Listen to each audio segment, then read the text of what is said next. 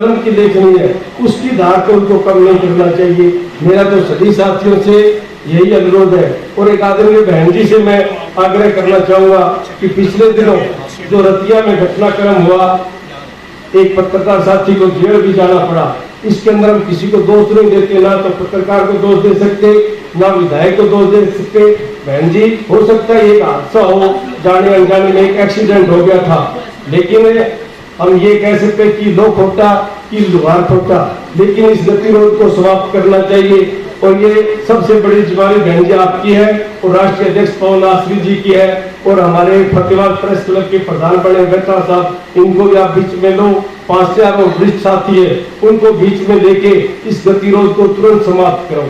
पत्रकार का और राजनीतिक व्यक्ति का ये थाने, तहसील, कोर्ट, कचहरी में घूमना काम नहीं है। अगर ज्यादा से ज्यादा किसी के खिलाफ लिख दो, अपने वकील से नोटिस दिला दो, दूसरे दिन 4 भाई इकट्ठे होकर बात को खत्म करो, इससे आगे बात नहीं जानी चाहिए। ये बात चली गई, ये वास्तव में निंदनीय बात है, ये जानी नहीं चाहिए थी बात है।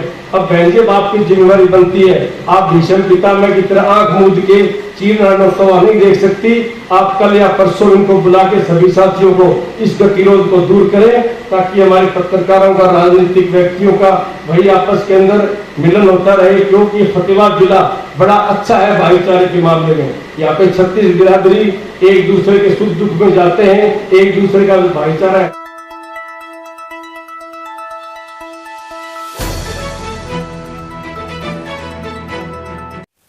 नमस्कार, मैं हूं सुनील सदेवा। आप देख रहे हैं हरियाणा जनादेश टाइम्स टीवी। 9 जुलाई 2023 का दिन है। फतेहाबाद के पत्रकार जगत के लिए बहुत अच्छी खबर है। भारतीय पत्रकार कल्याण मंच के तत्वाधान में आज रोमा होटल में जिला स्तरीय पत्रकार मिलन समारोह का आयोजन हुआ।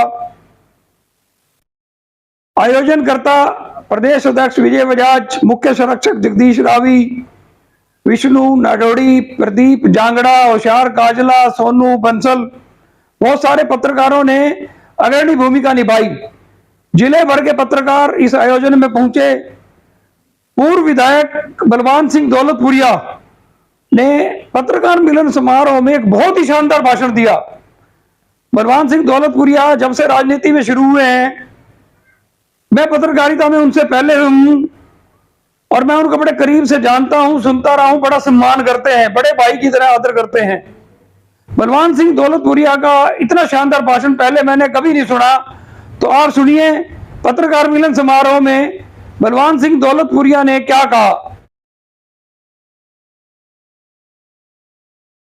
मिलन समारोह में मुख्य अतिथि के रूप में विराजमान सिरसा लोकसभा क्षेत्र से सांसद आदरणीय बहन सुनीता दुग्गल जी, जिनको समारोह की विशिष्टता बढ़ानी थी दोनों विधायकों को, वो शायद गए रास्ते में है। आदरणीय जजपा से प्रत्याशी रहे डॉक्टर वीरेंद्र सिवाज जी, भाई द्वारका प्रसाद जी, बहन सविता टुकेजा जी, प्रियंका सिहाग जी, और मंच में विराजमान सभी वरिष्ठ साथीगण, पत्रकार मिलन समारोह के महत्वपूर्ण अंग, मेरे सभी पत्रकार व छायाकार बंधुओं, बड़ी खुशी की बात है कि भारतीय पत्रकार कल्याण मंच हर साल पत्रकार मिलन समारोह का आयोजन करता है। इस तरह के आयोजन होने से एक दूसरे के विचारों का आदान प्रदान होता है, और कहीं ना कहीं जो पत्रकार कल्याण मंच है, ये पत्रकार साथियों के हित तो काम करता ही करता है। शोषण वर्ग भी, भाई रावी साहब जिस तरह बता रहे थे, जहां भी गरीबों के हित कोई काम की बात हो तो कल्याण मंच प्रथम पंक्ति में खड़ा होकर उनको सहायता मुहैया कराने के काम करता है। बड़ा अच्छा है इस तरह के कल्याण मंच होने से, इस तरह की संस्थाएं होनी चाहिए। जहां हमारा कोई दबा हुआ या कोई शोषित वर्ग कहीं कुंठित महसूस कर रहा हो, तो उस तरह के पत्रकार कल्याण मंच अगर आगे आके उसकी सहायता करते हैं तो बड़ी खुशी की बात होती है। और भाई रावी साहब कह रहे थे कि हमारी कलम से हम जब किसी राजनीतिक दल या राजनीतिक व्यक्ति के खिलाफ लिखते हैं तो उसको मार्गदर्शन समझना चाहिए। बड़ी अच्छी बात है, पॉजिटिव थिंकिंग है, समझना भी मार्गदर्शन ही चाहिए और उसको अपनी कमी को दूर करना चाहिए। लेकिन मैं पवन आश्री जी को बताना चाहूंगा कि आपकी कलम है सिर्फ विपक्ष को ही मार्गदर्शन ज्यादा दिखा रही है, कई सालों से सत्ता पक्ष को कम दिखा रही है, तो कहीं ना कहीं कलम डगमगा रही है। तो पवन आश्री जी आप राष्ट्रीय अध्यक्ष हैं और आप उस कलम को डगमगाने से रोकने के लिए अपनी अहम भूमिका निभाएं, क्योंकि भारतीय संविधान के अंदर पत्रकारिता को चौथा स्तंभ बताया गया है। और आपकी कलम तो अंग्रेजों से भी नहीं डरी। जब अंग्रेज का राज था तब भी पत्रकारों ने तो शहीद आजम भगत सिंह, राजगुरु सुखदेव उनके बराबर का काम किया था, क्योंकि पत्रकार जब भी कहीं जाता है, चाहे युद्ध का क्षेत्र हो, चाहे बाढ़ का क्षेत्र हो या कोई दूसरी प्राकृतिक घटनाएं हो, जाके वहां पे कवरेज करनी तो एक सैनिक से करनी होती। उसी तरह की भूमिका एक पत्रकार भी निभाता है, क्योंकि उसको स्टोरी बनानी होती है, खबर निकाल के लानी होती है, तो उसके लिए बहुत दूर दराज के क्षेत्रों में जाना पड़ता है। तो आज जिस तरह से कहीं ना कहीं इलेक्ट्रॉनिक मीडिया हो, चाहे हमारा राष्ट्रीय मीडिया हो, जिसका मेरा तात्पर्य है राष्ट्रीय अखबार से, जो हमारे सामने दैनिक है, ये तो सत्ता पक्ष और विपक्ष को बराबर आईना दिखाते रहते हैं और यूट्यूबर भी दिखाते रहते हैं। जिस तरह सचदेवा जी कह रहे थे कि आप सबने अपना अपना चैनल बना लिया, तो हम क्या दिखाएंगे, हमारा भी ख्याल रखो। तो मैं सचदेवा जी को कहना चाहूंगा कई बार मजबूरी में बनाना पड़ता है, क्योंकि आज जो सोशल मीडिया है, कहीं ना कहीं पत्रकार साथी, पता नहीं रावी साहब कह रहे थे आज पत्रकार ने उसको व्यवसाय भी समझ लिया, कहीं ना कहीं आवाज दबती है, तो विपक्ष के लोग सोशल मीडिया के माध्यम से अपनी आवाज जनमानस तक पहुंचाने का काम करते हैं। इसलिए राजनीतिक दलों को मजबूरी में अपना शायद कोई न कोई चैनल बनाना पड़ा हो, खुशी के अंदर कोई चैनल नहीं बनता।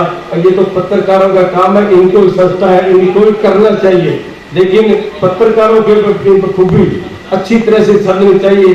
हो सकता है राजनीतिक दल, राजनीतिक व्यक्ति जब जब वो सत्ता में होते हैं तो पत्रकारों को दबाने का काम करते हैं, चाहे किसी भी राजनीतिक दल में हो। लेकिन कई बार कई राजनीतिक दल ज्यादा दबाने के काम करते हैं, ज्यादा प्रलोभन देते हैं, उनसे भी उनको बचना चाहिए। प्रलोभन उतना लेना चाहिए, लेकिन अपनी कलम की लेखनी है उसकी धार को उनको कम नहीं करना चाहिए। मेरा तो सभी साथियों से यही अनुरोध है। और एक आदरणीय बहन जी से मैं आग्रह करना चाहूंगा कि पिछले दिनों जो रतिया में घटनाक्रम हुआ, एक पत्रकार साथी को जेल भी जाना पड़ा, इसके अंदर हम किसी को दोष नहीं देते, ना तो पत्रकार को दोष दे सकते, ना विधायक को दोष दे सकते। बहन जी, हो सकता है एक हादसा हो, जाने अनजाने में एक एक्सीडेंट हो गया था, लेकिन हम ये कह सकते कि लो खोटा कि लुहार खोटा, लेकिन इस गतिरोध को समाप्त करना चाहिए। और ये सबसे बड़ी जिम्मेदारी बहन जी आपकी है और राष्ट्रीय अध्यक्ष पवन आश्री जी की है, और हमारे फतेहाबाद प्रेस क्लब के प्रधान बने गट्टा साहब, इनको भी आप बीच में लो। 5 वरिष्ठ साथी है, उनको बीच में लेके इस गतिरोध को तुरंत समाप्त करो। पत्रकार का और राजनीतिक व्यक्ति का ये थाने, तहसील, कोर्ट, कचहरी में घूमना काम नहीं है। अगर ज्यादा से ज्यादा किसी के खिलाफ लिख दो, अपने वकील से नोटिस दिला दो, दूसरे दिन 4 भाई इकट्ठे होकर बात को खत्म करो, इससे आगे बात नहीं जानी चाहिए। ये बात चली गई, ये वास्तव में निंदनीय बात है, ये जानी नहीं चाहिए थी बात तक। अब बहन जी, बाप की जिम्मेवारी बनती है, आप भीषम पितामह की तरह आंख मूंद के चीरना नहीं देख सकती। आप कल या परसों इनको बुला के सभी साथियों को इस गतिरोध को दूर करें, ताकि हमारे पत्रकारों का, राजनीतिक व्यक्तियों का वही आपस के अंदर मिलन होता रहे। क्योंकि फतेहाबाद जिला बड़ा अच्छा है भाईचारे के मामले में, यहाँ पे 36 बिरादरी एक दूसरे के सुख दुख में जाते हैं, एक दूसरे का भाईचारा है बड़ा प्रगाढ़ है। इसी तरह पत्रकारों का, राजनीतिक व्यक्तियों का भी बड़ा अच्छा संबंध है। लेकिन ये जो घटनाक्रम हुआ, उससे कहीं ना कहीं एक दूसरे के दिल में टीस पैदा हो चुकी है। वो दर्द को आप खत्म करें, क्योंकि आप आज सिरसा लोकसभा क्षेत्र में 9 विधानसभा है, हमारे जैसे 9 लोगों का नेता है, आपके अंदर 9 विधानसभा की ताकत है। अगर आप इस मामले को अपने हाथ में लेंगी तो वो कोई भी ताकत आपको रोक नहीं सकती। आप इनका गतिरोध दूर कराएं और यहाँ बुला के जो मान सम्मान बढ़ाया पत्रकार कल्याण मंच के सभी साथियों का मैं तहे दिल से आभार व्यक्त करता हूँ, धन्यवाद करता हूँ। और बांसल साहब कह रहे थे कि आर्थिक सहयोग भी करो, तो आर्थिक सहयोग तो बांसल साहब को कहना चाहूंगा मैं कि सत्ता पक्ष के लोग ज्यादा कर सकते हैं, विपक्ष के लोगों का तो वैसे भी खर्चा ज्यादा होता है। 10 साल से विपक्ष में खर्चा भी घर वालों से मांग के लेना पड़ता है, लेकिन अब जब अच्छे दिन आएंगे तो मैंने मेहता साहब को एक दिन कहा था फिर आप चिंता मत करें। लेकिन उसके साथ साथ एक बात और याद आ गई बहन जी, अभी हमारा फतेहाबाद प्रेस क्लब बड़ा है और आप अभी मौजूदा सांसद है, आपके पास ग्रांट है, आप एक प्रेस क्लब की एक अच्छी भवन यहाँ पे बढ़ा के दें, क्योंकि बहन जी आज तक राम के पड़ी ना तो किसने लाई और ना कोई दास के, ये करते करते सूत बैठने की बात है, आप भी बधाई ले लो। उसके बाद में कोई भी राजनीतिक दल चाहे प्रेस भवन हो तो वहाँ पे प्रेस कॉन्फ्रेंस कर सकता है, पत्रकारों से मिल सकता है। तो इस मामले में भी आप कुछ न कुछ प्रोग्रेस करके दिखाएं प्रेस क्लब को, चाहे उनको जमीन मुहैया कराने की घोषणा करें या कोई दूसरा आर्थिक सहायता उनकी देने की घोषणा करें। धन्यवाद, जय हिंद।